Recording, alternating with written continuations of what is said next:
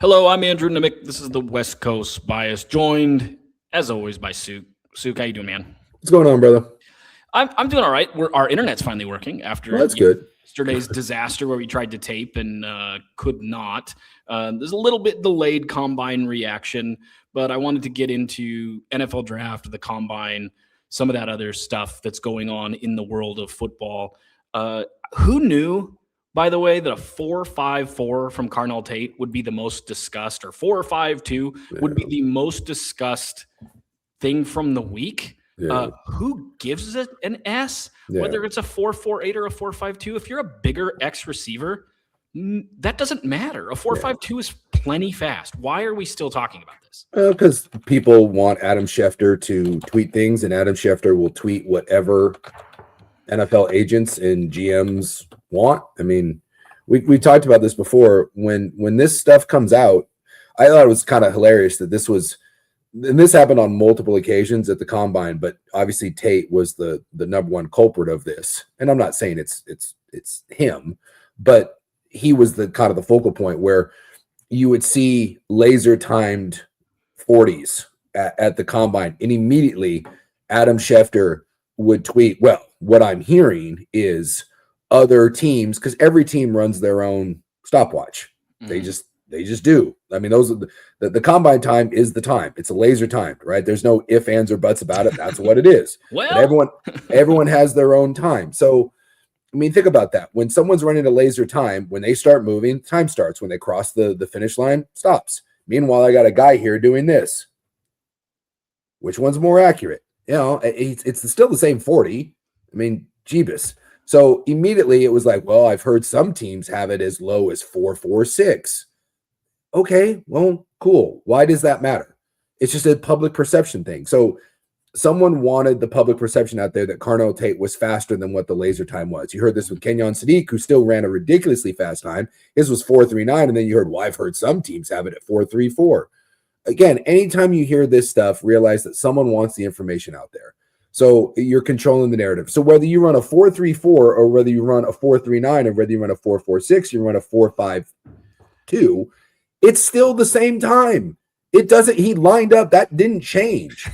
You know, it's just, it's ridiculous. Now, someone, again, just remember that the combine's one big cross check, right? That's all it is.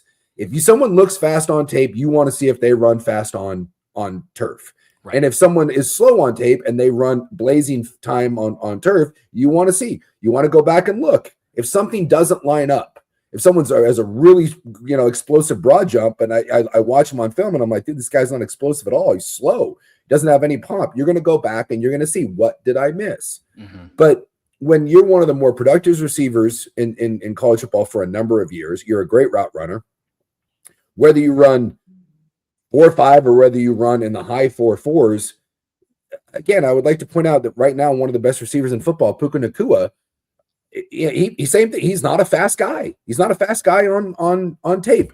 DeAnthony Thomas is one of the fastest players I've ever seen in college football. He was not a particularly fast guy in the 40.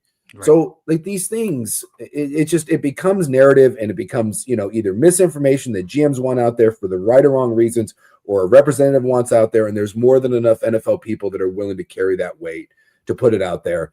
But at the end of the day, like this idea that Tate, because of whether that's a high 4.4 or a low 4.5, that's going to make him fall or rise 10 spots is ridiculous. It may make for one or two teams.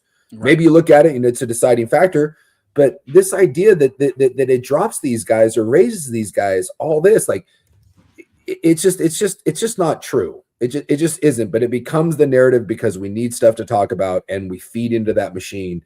And again, you've got NFL insiders that want to propagate that message. Right. It's so silly. Brandon Beane was perfect because he was up in the booth and he's like, oh, he's slow. I hope he falls 20 spots, because they pick right in that range. He wants him to he shouldn't go until he wants him there. That would be a great pick. He's the Bills GM, right?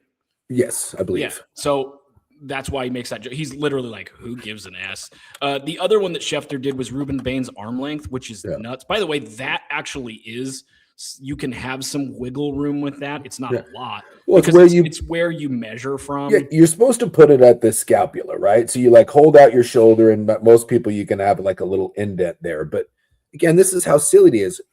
You're talking about like quarter an inch, half an inch. Where do you put that? Right. So like, Schefter. So Ruben Bain had under 31-inch arms, and Ruben Bain said multiple measurements have come in for Bain from other places of over 32.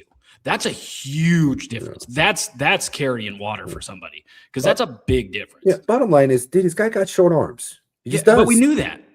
We knew that. He's got short arms. So again, if you're drafting him, you're drafting him under the guise of he's got some of the shortest arms of any edge player that we've seen in 20 years. And the metrics usually say if you have very, very short arms, you have to be the outlier of outliers. You have to be Dwight Freeney.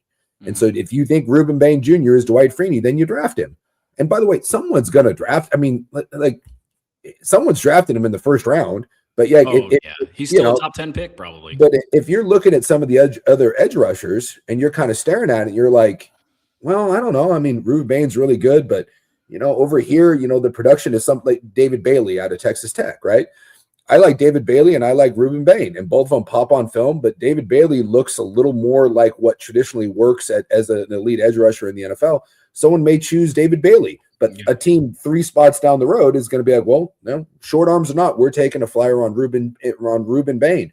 It's all how you just it's all just how you rank things. But like, this is why I laugh too. Like Kenyon Sadiq had one of the best combine workouts we've ever seen. Kenyon Sadiq was already tight end number 1. No one was.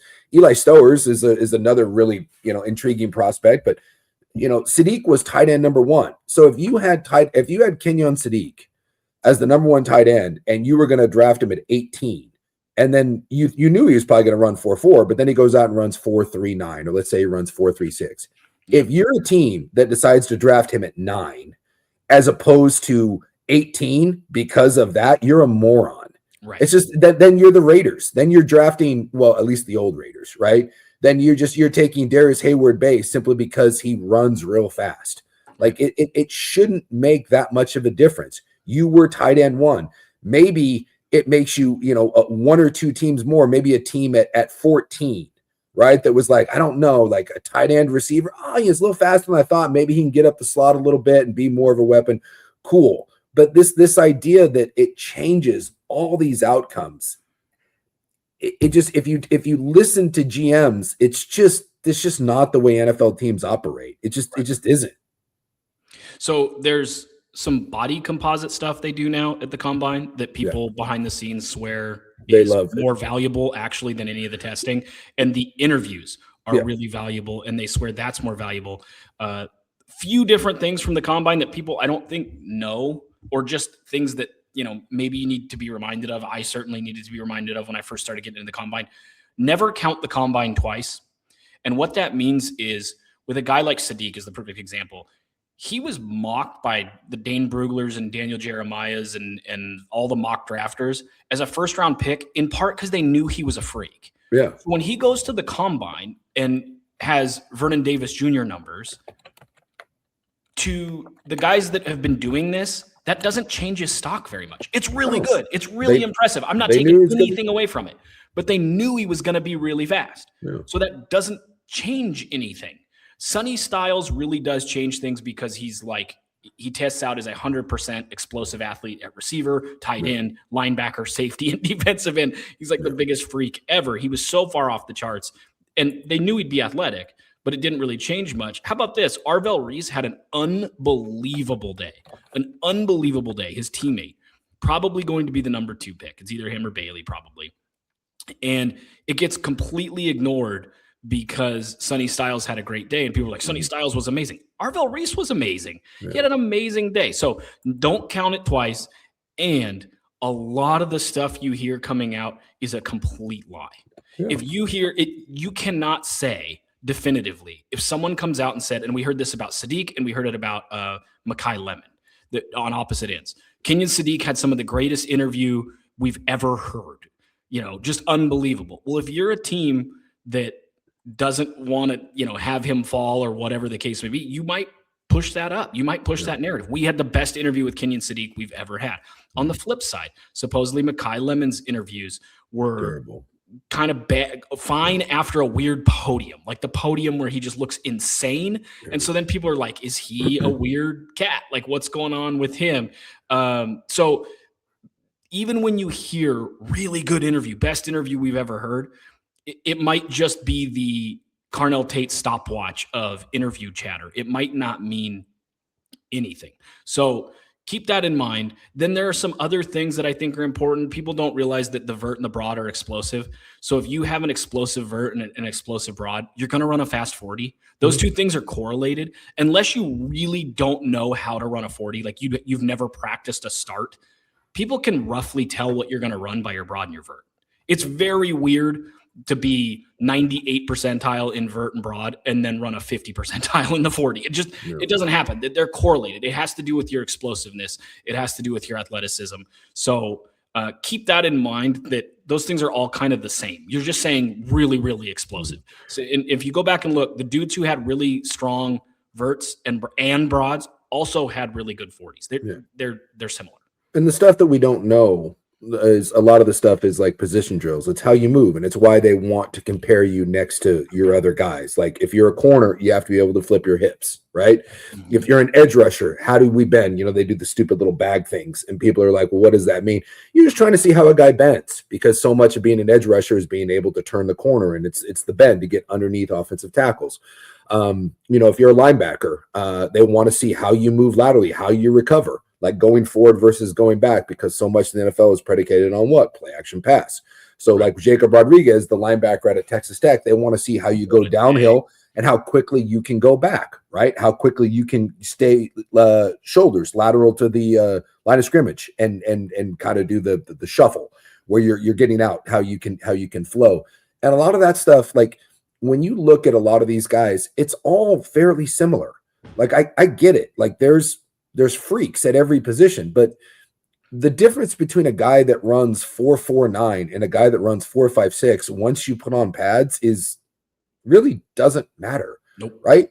And so it's like, okay, can you meet the metrics of what we need for this position?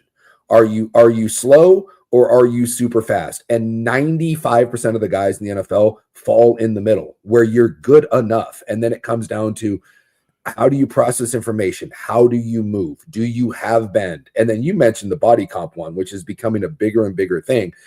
How big is your frame versus how much muscle do you carry?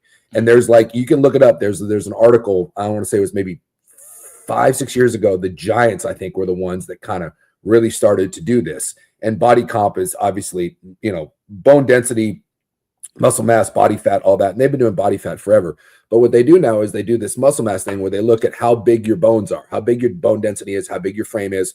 We talk about this all the time when I mentioned like how big your hands, wrists, ankles are. Mm-hmm. I'm a big guy. I have small hands. I have small wrists. I have small ankles. I have small calves. I'm not naturally supposed to be 310 pounds. Mm-hmm. I walk around at 250, 260. That's way more of a natural weight. I was an inflated 310 guy, right? Those guys don't last. Those guys break down. I broke down. So it just doesn't work. Those guys don't last. And so what they do now is they take these bone density scans, and it's how much muscle mass versus you're carrying on how much your frame.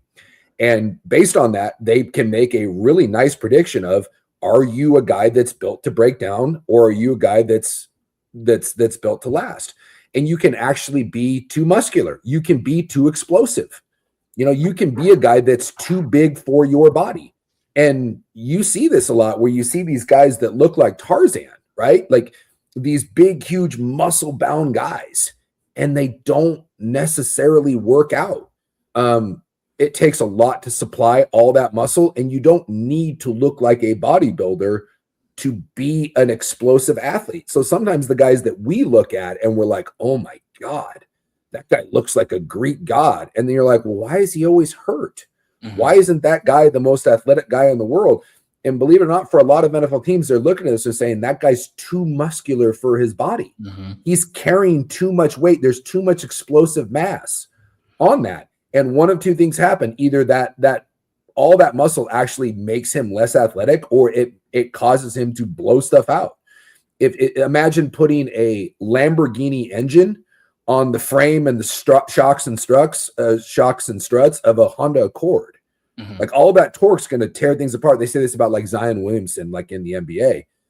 The guy's he's too big and explosive. He can't be 280 pounds and be as explosive it is. Everything tears, right? And so like there's those little stuff behind the scenes is we just don't know.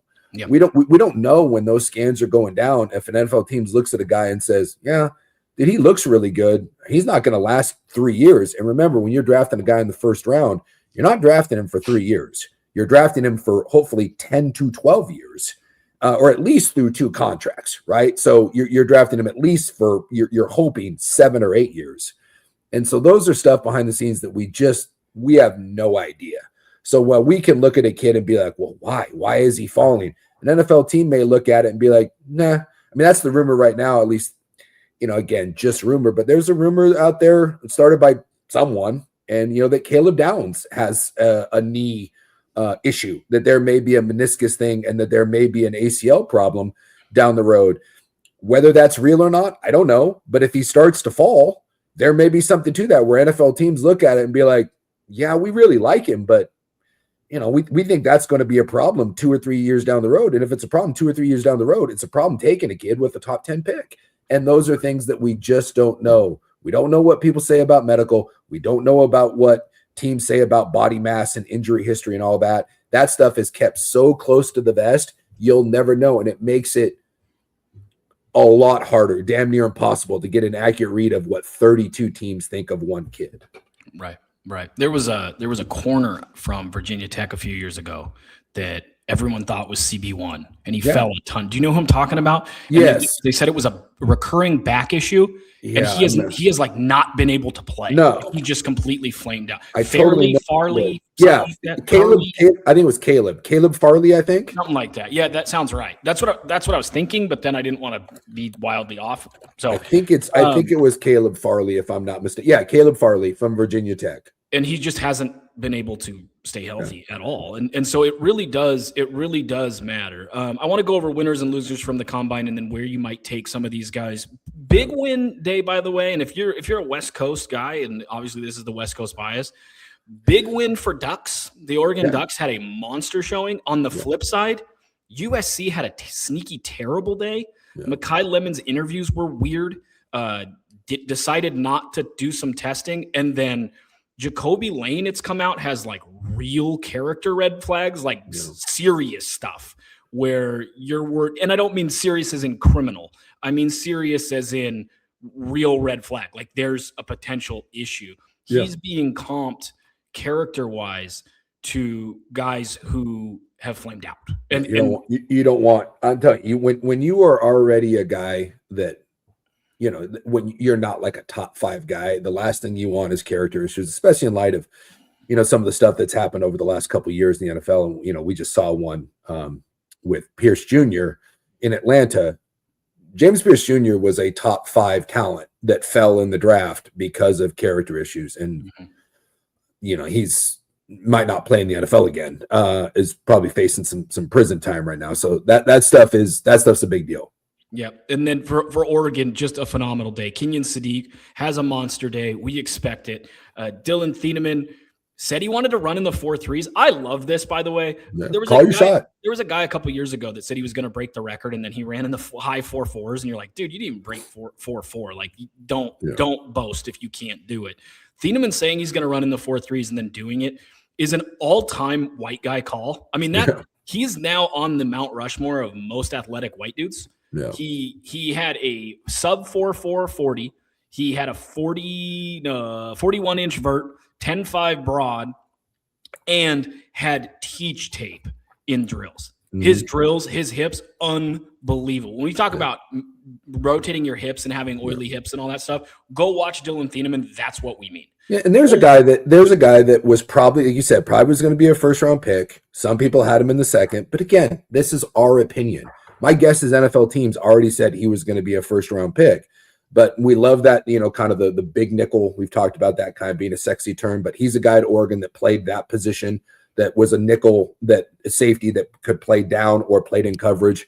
And that guy took any idea that he's not a first-round pick, and he blew it away. Yep. You know, that guy is one of the dudes that absolutely made him money and may have changed his draft slot somewhere between, 8 to 12 picks in the draft slot. And that is a big chunk of money for him. But this is what I laughed. That kid that didn't go from a 3rd round pick to a top 15 pick. No. But if you had him at 28, all of a sudden you may have him at 19. If you had him at 37, you may now have him at 26. Sure. And that made him some money. The other thing that's a little bit weird with that whole thing, and it's strange because Thieneman had such a great day and he's going to move up because 1st round is at a premium. In general, the safeties had an amazing day. Yeah. And that's kind of a problem. Yeah. Because if you want to draft a safety early, or if you need a safety, I should say, you don't have to take one in the 1st round to get a good one. There are some really good safety prospects on day 2. There's even some good day 3 guys. In general, the deeper a position is, I think that has more to do with how well you individually rise or fall as a prospect than even necessarily the extra 10% you gain from a great combine. If you're projected to be good and you look good at the combine, that might help you, 5-10%? I mean, you might go up an extra, like you said, 8 to 12 picks. If your position group is terrible and you're the outlier and you're amazing, that's going to help you a whole lot more. And safety is really deep. And so it'll be interesting to see how teams evaluate when McNeil Warren's in there, when Thieneman's in there, when Downs is in there. But there's some real good guys like Zakee Wheatley out of Penn State that you can get in the later rounds that are quality players. Yeah, and it's not a premier position, right? That's the other one you're going to hear, either premier position, value, but safeties aren't inside linebackers, safeties, tight ends, running backs. Usually guard centers are not going to be people that are going to be top 10 and 15 picks. There just isn't. Whereas quarterbacks, wide receivers, offensive tackles, edge rushers, corners. In general, premium positions are passing down guys who affect passing plays. So your receivers on the outside, your corners, and then those are the dudes whose testing numbers need to be the most freakish, and those are the dudes who you find the fewest outliers. You can find a bunch of outliers at guard where you're like, that guy's too slow to be in the NFL, and he ends up being good.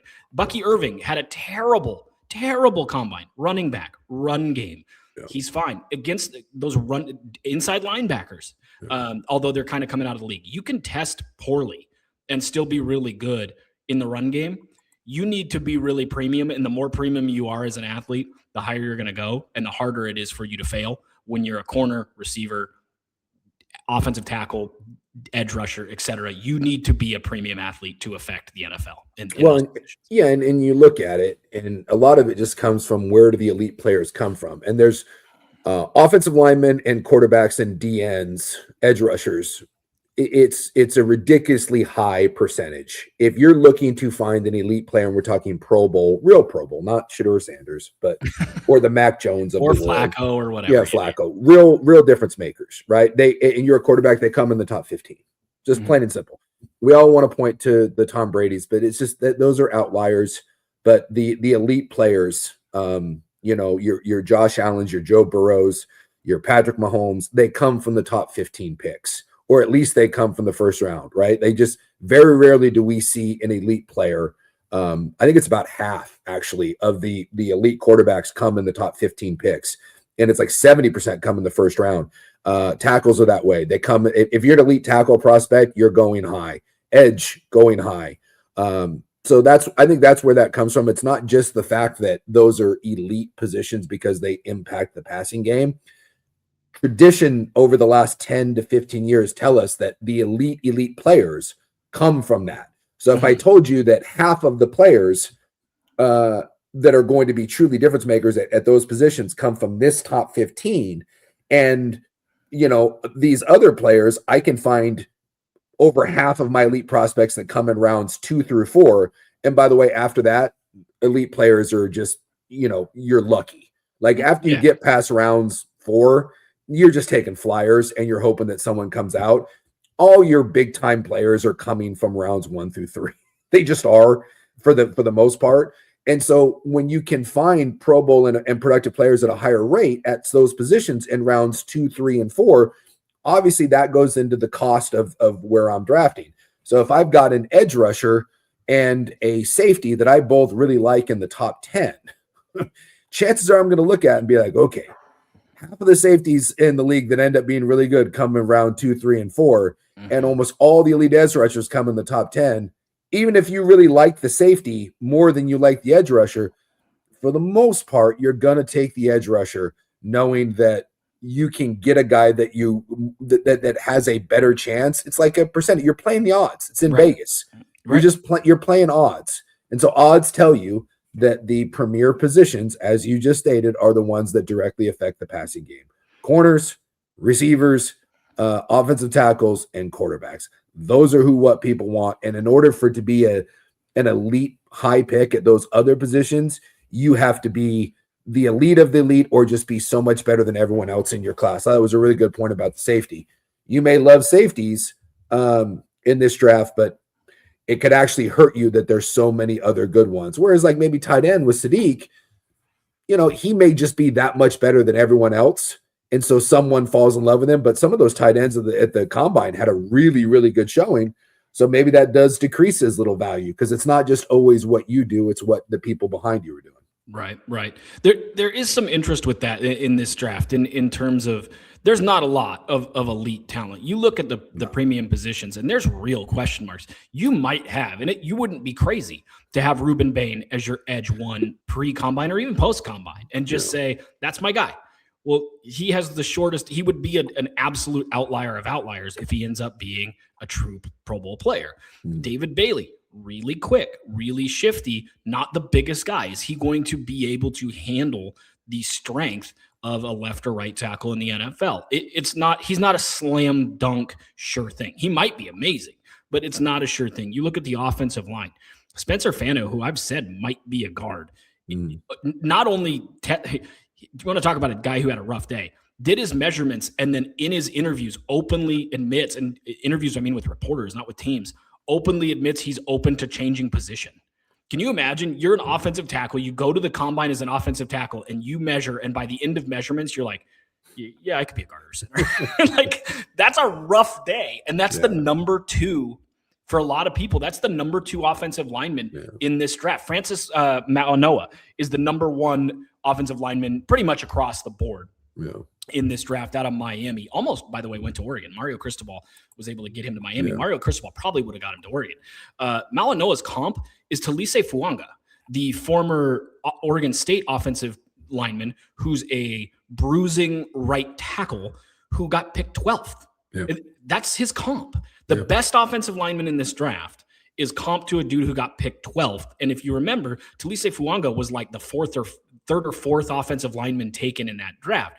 This is not a great draft for premium positions. So I ask you, if Caleb Downs' knee thing, let's take out that let's pretend that's not a thing. Like, we don't know. Yeah. So he checks out medically. Jeremiah Love runs a sub 4.4. He's the best running back in this draft, and the rest of the running backs freaking suck. Like, dudes who know the draft last year had something like 15 running backs in the top 100. This year, there are 2. I mean, it's a bad running back. Well, the running back 2 is Jordan Love's, Jeremiah Love's backup. It's the Price, the backup out of Notre Dame. Yeah. So how high would you take a Jeremiah Love? How high would you take a Caleb Downs in this draft? Where we just talked about it. You could probably get a good running back, or you might get a functional running back most years in the 2nd, 3rd, 4th round. You might get a functional safety in the 2nd, 3rd, 4th round. You're probably not getting an edge rusher. You're probably not getting a tackle. But in this draft, you might not be getting an elite edge rusher or tackle picking in the top 10. So how high would you pick them? And do you think people should kind of throw away premium position in this draft? Because most of these guys who are top 5 picks would grade out traditionally as a mid-first round pick. Yeah, I do think this draft is unique. We talked about it maybe an episode or 2 ago, where if you took the top player at his position in this draft and we put it in the last 2 or 3, how many of them are the top player at the position? I think we came up with like 2, maybe 3. It's certainly not quarterback, even running back, and everyone loves Jeremiah Love. He's not going above Bijan Robinson. He's not going to, in some years, Kenyon Sadiq is a freak, but he wouldn't go above Tyler Warren. He wouldn't go above Brock Bowers. No. He wouldn't have gone above Kyle Pitts. You can go back there. So, certainly receiver wouldn't go in some previous years. So it's kind of corner, right? There's not by far. There's the number one corner in this year might be the fourth corner in some other draft. So it's a weird draft. And I do think you kind of have to throw out some of that premium position stuff to where it's just kind of a unique draft. And I'm just not an overdraft guy. It's just my personal belief. I also think a lot of it is don't draft a guy at a premium position if you're not ready for him. Like I'll go with Ashton Genty, right? So Ashton Genty, right? He's the number one back last year. And I think Ashton Genty would be the number one back this year. I do. I think he would go above Jeremiah Love. But you could debate that. But Ashton Genty was viewed as this can't miss prospect or whatever. Okay, you drafted him on a team that had absolutely no sense of itself, none whatsoever. No O-line to speak of, no quarterback, it was a mess. So even if you drop a premium position and you're not ready for him, what good does that do? Like you're just kicking yourself, in the face. And unless it's this generational prospect that you can't pass on, I think you're better off going with something that kind of fits need or is more of a value pick or even trading out of it than just going with just because he's he's the only one. I think you have to be ready for it. And that's the other things that makes drafts so hard is that if Jeremiah Love, and I'd have to look at the draft order in front of me, but if Jeremiah Love, let me pull up here and see where it goes. Raiders, Jets, I know Cardinals, Titans, Giants, Browns, Commanders, Saints at 8, Chiefs at 9, Bengals at 10. There you go. And they're not going to take him at 9. Okay. But I'm just saying, like, let's say he goes to 9 with Kansas City, right? I think that's different than him going to 11 at Miami. And neither one of those teams is taking it back, right? But if he goes to Kansas City at 9 and Miami at 11, those are 2 spots. I would not kill Kansas City for taking him at 9. Kansas City needs a back. Kansas City hasn't had a run game and hasn't had a reliable back in a number of years. So like that, and you plug into that system and even with some of their tackle issues, it's Kansas City and it's Pat Mahomes, and that works. You go to Miami where you have no sense of an O-line, you're going to have $200 million in dead cap space. You don't have a quarterback because you're getting ready to go through him. That's a death sentence. It's an absolute death sentence. And I would ask the Miami Dolphins, what the F are you doing? And they were like, well, he's the only back we had a first round pick on, and there was no other premium player at 11. Cool. Then trade out of it. But drafting him at 11 in Miami is it's asinine. Baltimore at 14. There you go. Again, go into a system that traditionally runs the ball real well. Doesn't have a bell cow back and hasn't in a while. They kind of do it more by committee, but you put an elite back in that with Lamar Jackson, and okay, that makes sense. Sure. So there's a difference, even though we're only talking about 3 or 4 slots in the draft. There's a huge difference in where someone like that goes, and so the teams, I think, have to be smart about not just premium positions or there's not another running back that we like. The gap between running back 1 and running back 2 is enormous. But if we can't really do anything to service running back 1, okay, running back 4, the production's still going to be roughly about the same because we don't have the ability to use him. Yeah, go back and look at last year's draft, and you've got Genty that goes 6. Yeah. Now, at the time, people were like, what are the Raiders doing? By the way, it didn't work out. They're picking 1, right? Yeah. So it did not work out. The picks right after them, in terms of franchise health, think if they'd have taken Armand Membu, Tetaroa McMillan, or Kelvin Banks Jr. Yeah. Holy crap, they're a different team with just one of those guys, all 3 of those guys. Yeah. Now, it doesn't mean Genty isn't a good player. No. It just means that they aren't in a place to even take advantage of what Genty brings to the table. You look at this year's draft, and Dane Brugler just came out with his post-combine mock draft this morning. He has Jeremiah Love going 4, and it has now been reported that they don't think there's any chance that Love lasts to 9, that he's going to get taken in the top 8 picks. And you look at those teams, and obviously it won't be the Raiders. Yeah. Jets have Breece Hall. They're not taking him. No. The buzz starts with the Cardinals at 3. Then we go Titans. The Giants might take him to pair with Cam Scatabo, who can't stay healthy. The Browns, and then the Commanders, potentially with Jaden Daniels to make a dangerous running attack. I would argue that's a terrible pick for all of those teams. All of them. Yeah. If you're the Titans, yes, you've got some pieces. You need an explosive receiver. You need a better O-line to protect Cam Ward. You're going to really take Jeremiah Love, and that's what Brugler has. He has the Titans taking Jeremiah Love at 4 over Sonny Styles, Spencer Fano, any of the receivers, David Bailey, Reuben Bain. I just think that's insane. And these teams keep doing this thing. Agree. These teams keep doing this thing where it's like, yeah, in a vacuum, we're getting the best player. Great. Also pay attention to where you're at, because if you can't maximize best player, who gives a shit? Who gives a shit? Okay, cool. You have a great running back. I'll give you that you have Barry freaking Sanders. Let's just go with that. And you're the Lions. Well, what happened with Barry Sanders with the Lions? He was all-time the greatest running back ever. They didn't win anything because they weren't set up structurally to benefit from what he was. And that's the pie in the sky absolute dream. I'm not comparing Jeremiah Love. I'm just giving you the extreme version of that. Get the greatest running back of all time. If you don't have the infrastructure to take advantage of it, he's just a really good running back on a crap team. So don't take that guy. I think it's different with Caleb Downs because I think the league is evolving. I think that teams are taking away the deep ball to a large extent, and the game is becoming much more of a rock fight, phone booth, but you still need that DB that can come up and tackle, but can also cover and do it all. If Caleb Downs, I know he's only 6 foot. If Caleb Downs has a clean bill of health, you can convince me in this draft that Caleb Downs, say, to the Giants, helps them stabilize some things. They've had some good edge rushers kind of rotating, but they're not great, in the secondary. You could convince me the Browns would benefit a bunch instead of taking a Spencer Fano or a Reuben Bain or whatever. But I look at this most recent mock draft and it goes Mendoza, Reese, Malinois, then Love, Styles, Fanu. Bailey goes 7 to the Commanders. Carnell Tate goes 8 and Reuben Bain goes 9. Caleb Downs goes 10.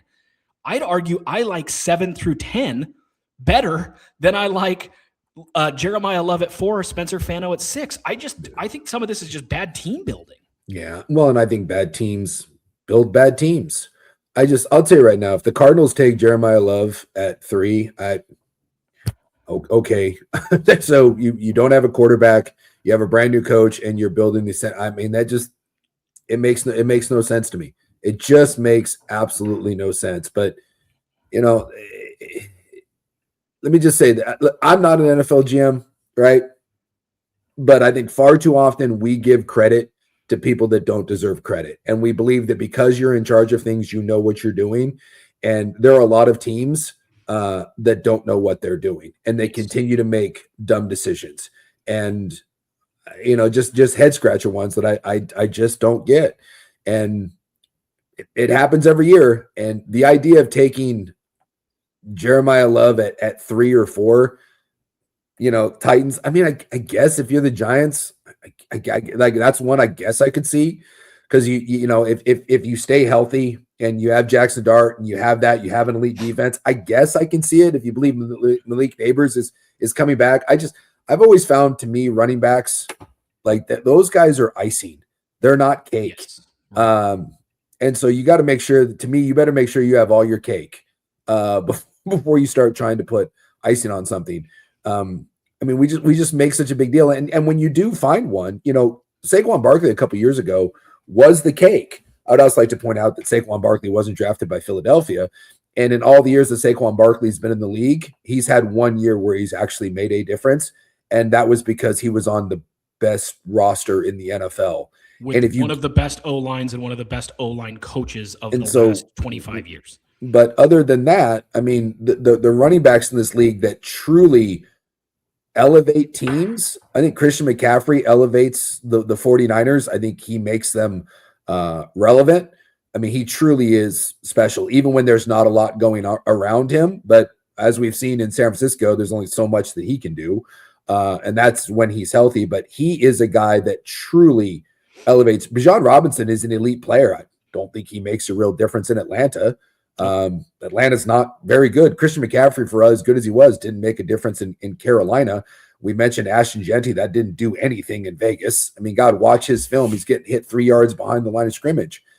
And whereas you look at a guy like James Cook, who's a really nice back in Buffalo, where was James Cook? Like, James Cook wasn't Jeremiah Love and he wasn't Christian McCaffrey, but he plays in a Buffalo system that's really good. I mentioned all those. Think about the guys that have come through the Ravens over the years. They usually lead the league in rushing, and obviously they have an elite, run game OC, or they had him before they let him go. And then Monken came in and is real creative in that way too. But they have led the league in rushing, or usually top 2 or 3 in rushing every year. And who are their backs?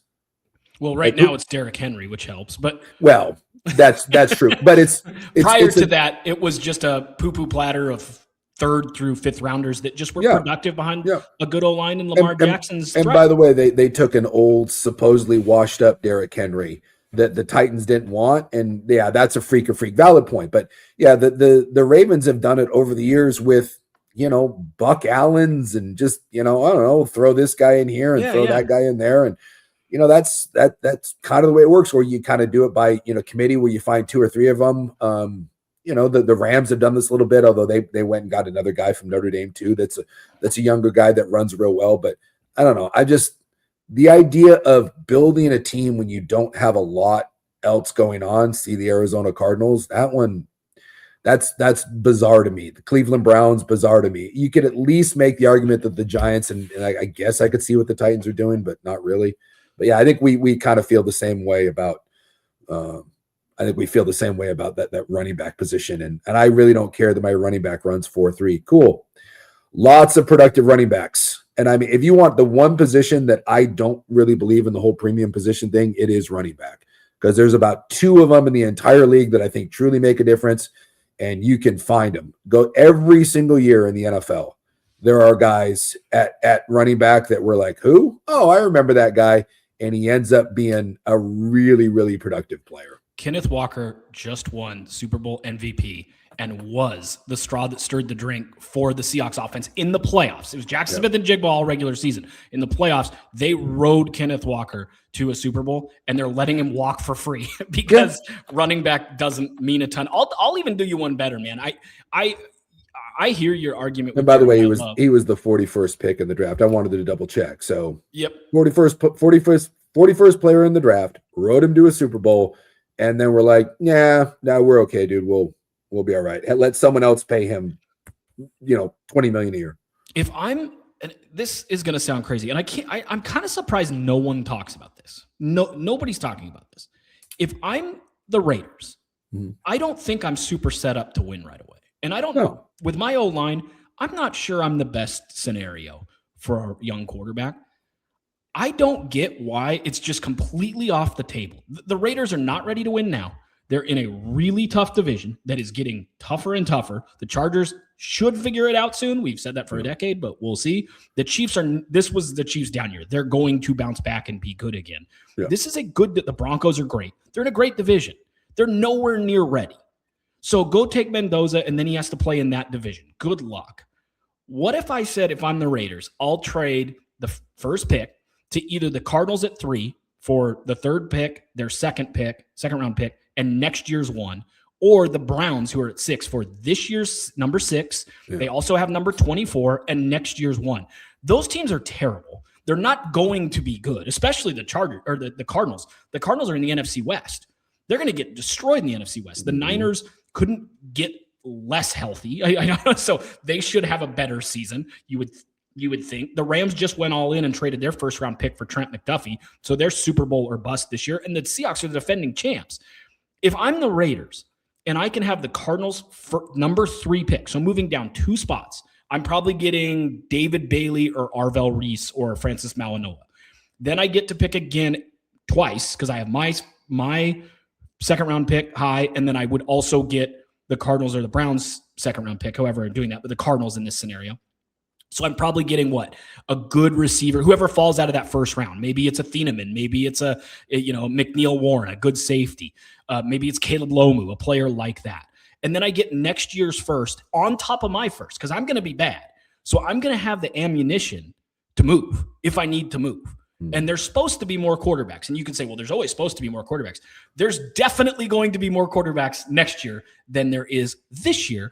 And potentially, I would at that point have 3 or 4 first and second round pieces added into this team for my quarterback, because I don't think Mendoza is an absolute can't miss all the tools. In fact, I don't think he's the toolsiest quarterback I've seen. So why is that not a talking point? Because to me, if I'm the Raiders, I'm playing like, oh my God, we're so in love with Mendoza, we're not even going to take the call. That's insane. That's insane. And then I'm going, please, Cardinals, call us, because you guys are going to suck. And we'll take the 3rd pick, and we're going to get next year's first and a second for it. Why is that not even a theory? Because if I'm the Raiders, you're not doing shit with Mendoza yet. No, I think, honestly, I think it's, one, I'm not certain how many people are in love with Mendoza. So you have to have a trade partner that's willing to go up and do it. And then the other one is desperation. Dude, regardless of what Seattle did with Sam Darnold, regardless of what Tampa's doing with Baker Mayfield, this whole kind of resurgent quarterback thing, like scrap heap guys, no one wants to be in the Justin Fields market. And so you need as many bites as the apple as you can find, and it scares the living hell out of teams. The only thing, too, that would give me pause, like if you're the Raiders or Cardinals, you can do this, is you have new leadership at the top. The other one is you're going to get fired. The other problem that the NFL has is GMs and coaches often make decisions not based on what's good for the long run. It's based on what can I do to not be fired, right? Like with Giants and like Dable and what they had going on with their GM the last couple of years, you can't really put a plan in place unless you just, the Niners did this when they got Shanahan and Lynch, and they said, look, you're going to get a long runway, right? Like we understand, like you've got some space here. We're not going to make knee-jerk reactions based on year to year. But you look in the NFL where you see teams that fire coaches after 1 or 2 years. It happens all the time. The Panthers, the Titans, the Commanders are this way. The Browns are this way. Cincinnati can be this way. Where you just see this constant turnover. So if I'm sitting there and I'm a GM and I'm like, dude, I don't really like Mendoza, and we're not really, even if we do like him a little bit, we're not ready to win with him. Mm-hmm. So, okay, you're right? Let's trade out of this. Let's get 2 extra picks, right? Or 3. I don't know how many, you move up. So let's get 3 extra picks. At least 2 first rounders, and you're either getting, if it's the Cardinals, you're getting 3, or if you're the Browns, you're getting 6. So you're getting a top 6 pick plus another first rounder next year. And so you say, okay, and so this is why teams don't do it. I'm telling you right here. It's this logic right here, and it's stupid, but this is what happens. Okay, so we draft an elite edge rusher and we get our left tackle, right? Mm-hmm. And then in the second round we get a really quality receiver and we get a safety. Yeah. But we don't have a quarterback, right? Mm-hmm. We're stuck in Justin Fields horseshit limbo. Mm-hmm. And those guys hit. We have a really nice draft.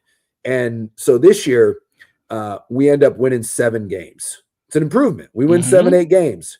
Oh shit, we're not drafting 1 or 2 anymore. We're drafting 10th. Mm-hmm. And now we go into this year's draft, and maybe we like the quarterback prospects. Maybe there's one that we really like, but he's the number 1 or number 2 overall pick. Yeah, but I got the Cardinals or the Browns pick, and they're terrible and going to be terrible. But now you're out of it, and there's no guarantee. And so it's that fear of, even if I survive this horrible year, by winning, because the worst case scenario is we don't have a quarterback and we're just bad, and we draft and we win 2 games and we have a top pick, and I'm not even around to draft that guy because my ass is fired. So what does it do that I set the team up? Or if I am a little bit better and I do save my job, see the Giants, right? This happened to the Giants where they saved it, and they ended up with a decent pick, but not like a top 3 or 4 pick. And now you're like, well, crap. The player that I want to save my job isn't even there. Now I have to either tell the GM or get creative to move up and get that guy, or I'm stuck here drafting the 3rd or 4th best quarterback at 10 or 12 in a deep quarterback draft. And if that guy's not ready to play this year and be a star, I'm fired next year anyways. And so you end up making far too often, it is the ugly secret of the NFL, is GMs and coaches make dumb decisions because they need to. It's not about building Super Bowls. It's about keeping your job because you're getting paid millions of dollars. And once you get fired from one of those positions, it's really hard to get another one.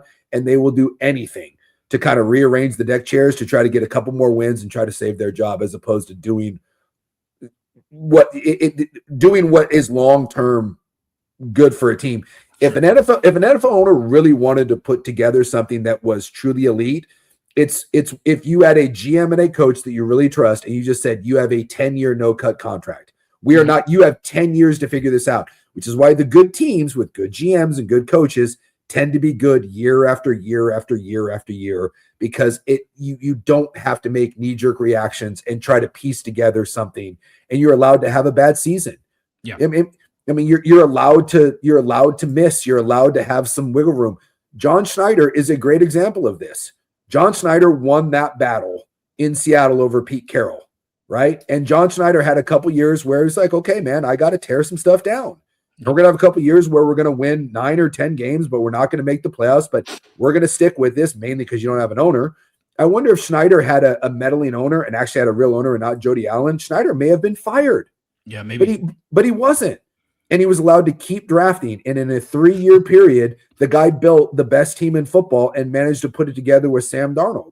Yeah. And that's the difference between Seattle and Arizona and New York and teams with crappy front offices. Yeah. And I'm just saying, if I'm the Raiders and I'm the GM, I go into the room and they're like, yep, yeah, okay, keep in mind. If someone wants him, does anybody really believe Mendoza is a top 5 quarterback potentially in the NFL? Because if we think that, we'll take him. That's fine. Yeah. You can't walk away from a Josh Allen, a Lamar Jackson if you project him to be that, a Patrick Mahomes, whatever.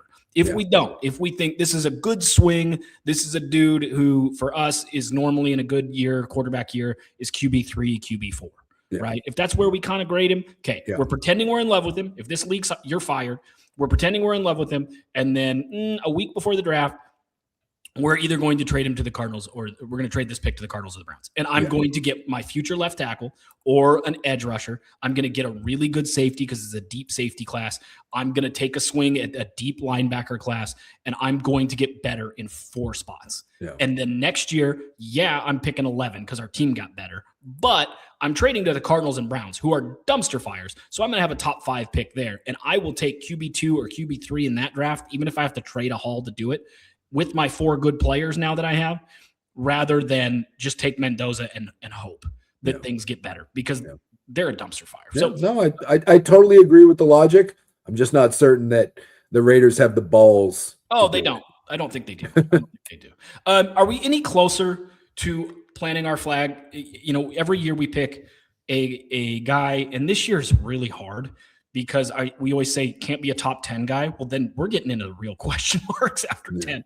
But is there a guy for you on offense and defense? And this is where we'll end this one. Is there a guy for you on offense and defense that's starting to stand out, either side of the ball or both sides of the ball? You're like, I think this might be my guy. This is my guy.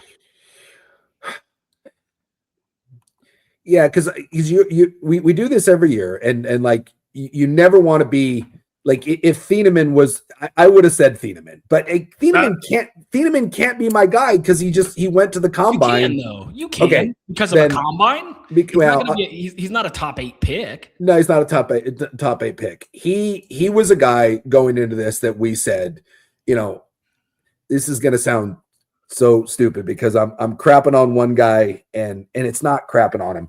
Thieneman will be a better NFL player than Kenyon Sadiq. And I thought going into this, I'm not a huge Kenyon Sadiq guy. I get why he's tight end number 1, but I think remember we talked about guys a little bit ago that were maybe over muscled and they looked the part. I think that is him. Whereas Thieneman, I just think in today's world of the NFL, a guy that's a willing tackler, that's that kind of athlete, I think he is going to be a really, really good player in this league. And I don't know if he goes on to be an all-world, but you know, I just think there is a real spot in today's NFL for his skill set. And I think he's what the NFL is looking for. And he is going to fit in. Whoever drafts him is going to be licking their chops, and he will be deployed in the way that you're seeing a lot of these slot nickel, big nickel, Weatherspoon, Cooper DeJean. I think he's a better version of Cooper DeJean, who just, by the way, made an all-pro. Because I really like him. And it also helps that I see him a lot too. Like players that I see on a weekly basis are going to be easier for me, especially early on this process where I haven't necessarily looked at every one of these players. It's going to be easier for me. I had the Devin Lloyd, a couple years ago, was a guy that I really liked because I saw him a lot when I played there. So I really like him, and I really like Jacob Rodriguez. And I watched Texas Tech play a lot this year, and I think that is a position that no one gives any credit to because it's kind of an afterthought. I watched him play, and I just thought at times this year he was the best defensive player in college football. And it was kind of one of those, I get it, he's a linebacker, and there was some worry about his athleticism. I think at the combine he answered all those questions. Oh, and I think he's a guy that proved that he can be a 3-down linebacker, and I think those are really hard to find. So those are two defensive players for me that I watched a lot in college that I really thought a lot of going into the combine. And to me, answered any questions I had at the combine of, do they have the athleticism to play that position? And neither one of them plays an elite position. And so maybe they're not going to get talked about as much as their others, edge rushers or receivers. But I just really like both of those. And I think they're really good football players. It's good. And I think they're going to go on. And I think in a couple years, we're going to be talking about Thieneman and Jacob Rodriguez as big time players getting ready for second year contracts that are second contracts, and then they're going to be highly paid guys. Those are my two guys on the defensive side of the ball. I'm really struggling with this, so I can cop out. I think I love Denzel Boston. I've said that he does not change direction as well as I thought he did. Yeah. That his some of the stuff I saw at the combine from him, a little worrying. Yeah. Had a couple drops supposedly too, and. Yeah, I don't worry about the drops so much. He had 4 career drops at Washington. He had 4 drops at the combine, which is horrible. Yeah. So he had a bad day. So it's easy to jump off that, but I still like him. Omar Cooper Jr. looks really good. Just willingness to block, good hands, really good at the line of scrimmage, just getting free with his releases and things. He's a really good football player, man. And the more that I go back, he keeps climbing. And for me, it's like, well, he's a good second-round player. And now I'm like, if I'm the Niners and I can get him at 27 when they need receiver help, that dude's going to block. He's going to catch the ball. Do I think he's going to be amazing? Do I think he's going to be amazing? I kind of know. But the whole purpose of this is planting your flag on a guy that you think is going to help our franchise, right? It's supposed to be character. It's supposed to be everything. That's what this is. We're not picking a guy we think necessarily is going to be a superstar. You are picking a guy that you go, if we draft this dude, we will have no character issues. He's going to be a net positive. And when we look back at this draft, we're going to say, so glad we took that guy, wherever it is, whether it's 15 or 22 or whatever. And I think whoever drafts Omar Cooper Jr., the wide receiver out of Indiana, is going to go, I'm so glad we drafted that dude. He's just a good football player. Rodriguez was another one of mine from Texas Tech. I did not think he would test that well. Nobody did. There's a guy who doesn't double count the combine with a good combine. Everybody said, great, super productive player, incredible player, but he's not going to test very well. And he tested off the charts. He helped himself by a full round. There's talk about him now being a first-round pick. And on the flip side, Bryce Betcher not testing, to me, is wild. Because those numbers must not be good at all. Because he's an undersized dude who played outfield. You would think change of direction and quickness and speed and explosiveness, you would think that's his wheelhouse. So for him to opt out makes me wonder. And then people are like, well, he looked good in drills. He does look good in drills. You watch him on the field, and he looks like a dude who didn't study all the way for the test, which is too bad because he is really, really bright. And I know he's the green dot. And I know he cares. And I know they love him. But when there starts to be traffic, you can see him hesitate. He hesitates on tape. He is not as fast as what people think he is. And maybe it's just that he's not that fast. Maybe that's what I've got to go back to when we finally run a 40. And I go, God, I just thought he'd be quicker to the ball. And it's like, well, he runs a 4.6. I mean, we don't know, right? He didn't run. But if he runs a 4.6 or a 4.65, you go, oh, he's not a half a step slow diagnosing. He's just nowhere near as fast as I thought he would be. So Bryce Betcher not testing was weird. And on the flip side, Rodriguez doing everything he needed to do was awesome. That's kind of where I'm at right now. I also think D'Angelo Pons for the right team is going to be really, really good. Like smaller guy. What scares the hell out of me is the Seahawks pick late in the first. What if they get D'Angelo Pons and you've got, because they have size. They can, they don't need Pons to be a bigger guy. The Niners can't do this. They have Upton Stout. They already have their kind of little, little explosive nickel that's the undersized guy. What if they add as a cover guy? They have Witherspoon, Eamon, and Pons. Good freaking luck. Yeah. That scares the hell out of me. If Pons goes to the right team with the right secondary, he could be an absolute monster. So I really like Pons. I really like Omar Cooper. That's really easy to pick 2 Indiana kids, but that's kind of where I'm at. And I think that wraps up our show. I do want to get into some more draft stuff. We'll get into some team-specific things with some of the West Coast teams. And I would talk about the trade that just happened, but I don't really care. The Rams are all in. They traded for Trent McDuffie. The Chiefs do what they always do, develop a really good corner, and then just move on like they did with L'Jarius Sneed. So this is par for the course for them. It also means probably they're picking 9. There's supposed to be 3 really good corners right at that 8 through 15 spot. I think the Chiefs might go corner. So that's something to watch. Or if they're, because there's not a lot of elite ones, they got the 29th as well. So one of those 2 picks is going to be a corner. So just or a DB. I could see him. I could Thieneman maybe. I mean, something like that. Anyway, thanks, Suke. Appreciate you.